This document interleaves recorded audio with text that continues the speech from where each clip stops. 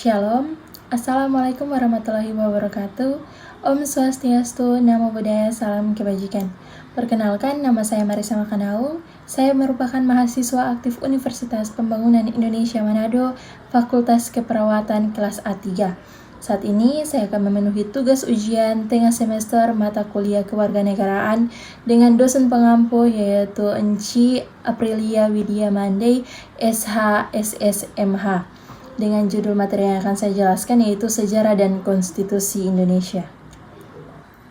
Proses terbentuknya konstitusi di Indonesia berawal dari ketika pemerintah Hindia Belanda secara resmi menyatakan menyerah tanpa syarat kepada Jepang pada 9 Maret 1942.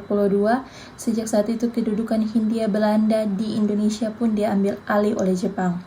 Akan tetapi 3 tahun setelahnya kondisi Jepang terdesak oleh kedatangan Belanda ke Indonesia. Dalam kondisi itu, Jepang pun berusaha mencari simpati rakyat Indonesia dengan cara menjanjikan kemerdekaan suatu hari nanti. Janji kemerdekaan itu disampaikan oleh satu Perdana Menteri Jepang, Koiso, pada 7 September 1944 berdasarkan keputusan Teikoku Gikai atau Parlemen Jepang. Setelah itu, Jepang membentuk sebuah badan untuk menyelidiki usaha-usaha persiapan kemerdekaan Indonesia yang disebut BPUPKI pada 29 April 1945. Sejarah konstitusi.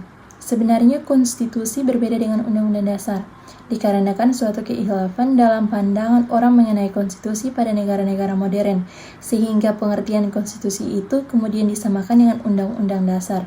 Kekhilafan ini disebabkan oleh pengaruh paham kodifikasi yang menghendaki agar semua peraturan hukum ditulis demi mencapai kesatuan hukum, kesederhanaan hukum, dan kepastian hukum.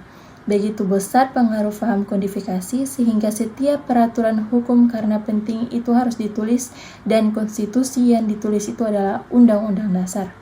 Perkembangan konstitusi di Indonesia, para pendiri Negara Kesatuan Republik Indonesia telah sepakat untuk menyusun sebuah undang-undang dasar sebagai konstitusi tertulis dengan segala arti dan fungsinya.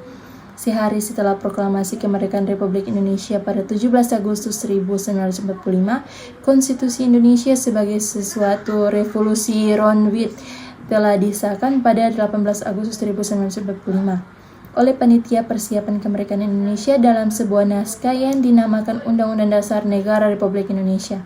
Dengan demikian, sekalipun Undang-Undang Dasar 1945 itu merupakan konstitusi yang sangat singkat dan hanya memuat 37 pasal, namun ketiga menteri muatan konstitusi yang harus menurun ketentuan untuk teori konstitusi telah terpenuhi dalam Undang-Undang Dasar 1945 tersebut. Konstitusi suatu negara pada hakikatnya merupakan hukum dasar tertinggi yang memuat hal-hal mengenai penyelenggaraan negara. Karenanya, suatu konstitusi harus memiliki sifat yang lebih stabil daripada produk hukum lainnya. Terlebih lagi jika jiwa dan semangat pelaksanaan penyelenggaraan negara juga diatur dalam konstitusi, sehingga perubahan suatu konstitusi dapat membawa perubahan yang besar terhadap sistem penyelenggaraan negara. Bisa jadi suatu negara yang demokratis berubah menjadi otoriter karena terjadi perubahan dalam konstitusinya.